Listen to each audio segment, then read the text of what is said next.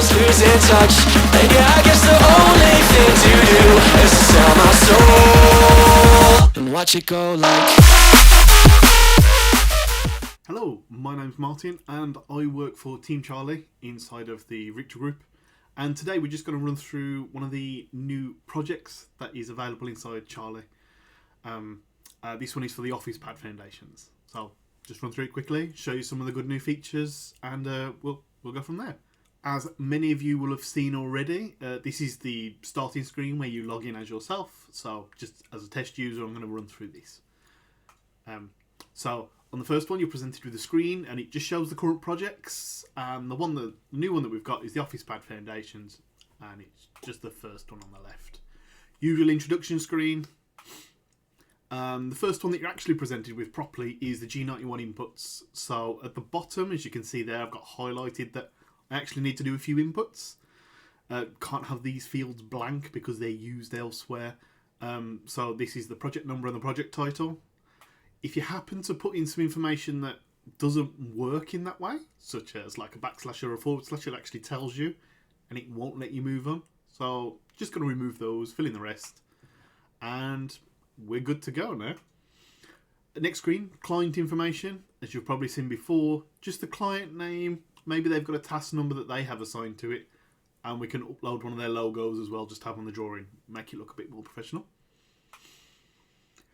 Incoming document register, just to go onto the G91. It fills on one of the pages just so you can show which documents you have for it.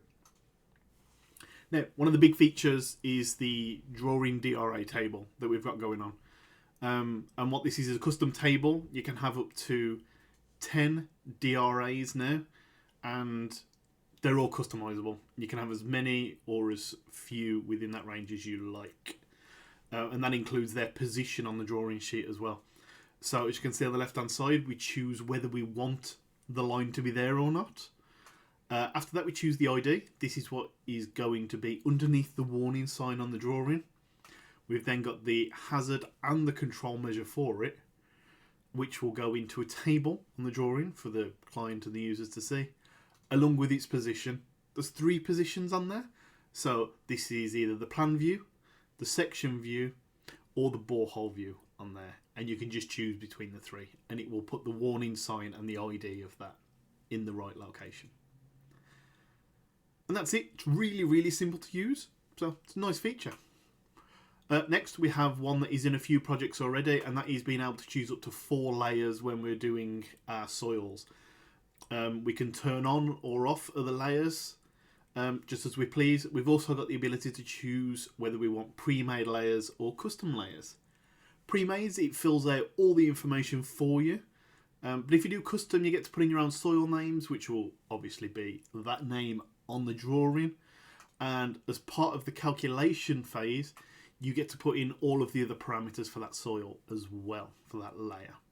And then it will work out according to your parameters. Nice and useful. Just some more custom information you can put on regarding the soil. And big one is applied loads to do with this. So the first thing we have to input is, where did we get this information from the client? And what it will do is it will put that on the drawing as well, so the client can clearly see what's referenced. Where does this information come from? Within our loads, we actually have a choice of 5 loads. And we can pick and choose how many we want on or not. For this one, I'm only actually going to choose 2, because I don't need the rest. We've got our size solution. So within our size solutions, we can choose our concrete strength. That's just a drop-down list of different concretes. And then this is for load 1. We can choose our pad size for the first one. So as you can see, I've put in 1100 by 200. It's actually not happy with that, and it's giving us a fail. So we don't have to leave this page, wait for anything to generate. It tells us straight away. We can then maybe change the 200 to a 500 for the width, and it's happy. I'm happy with that size, so then I'll just move on to the next one. Next one for load 2, I've changed the concrete strength, but the size that I want the pad, it works straight away. Easy move on. This is one of the big features, which is the ability to have 50 custom pad locations and sizes.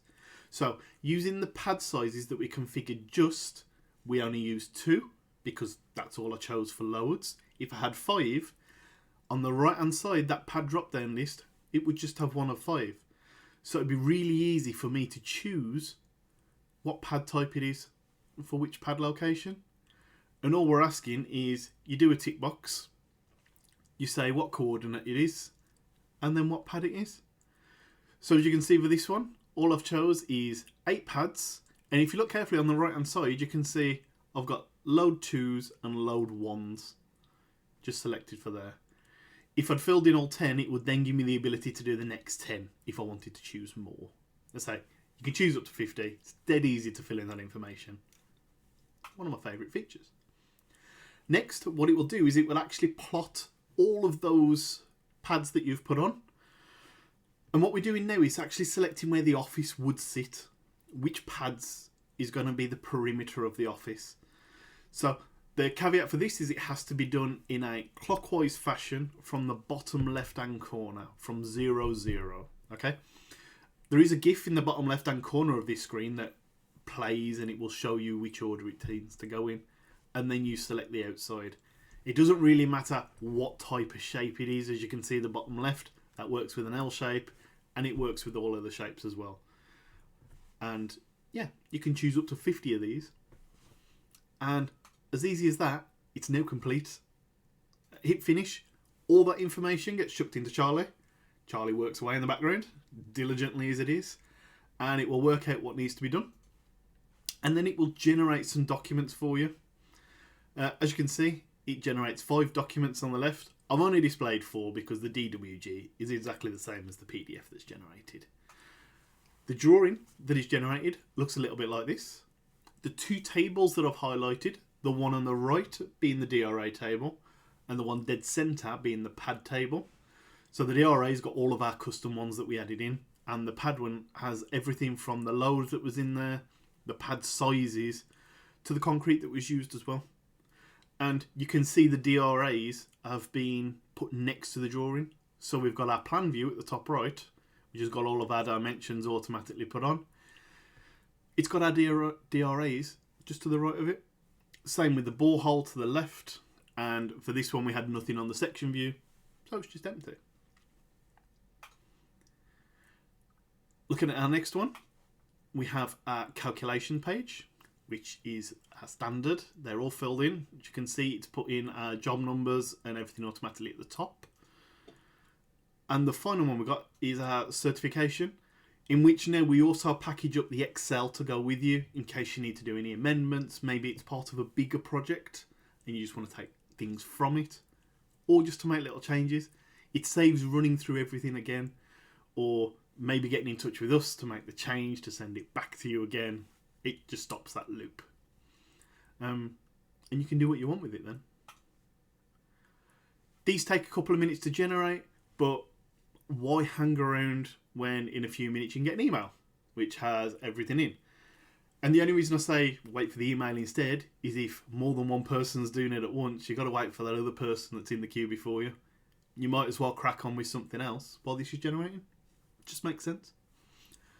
That is it in terms of the Office Pad Foundations. Nice and short. We have got another one coming out in the not too distant future, which is the service slab protection. So look out for that.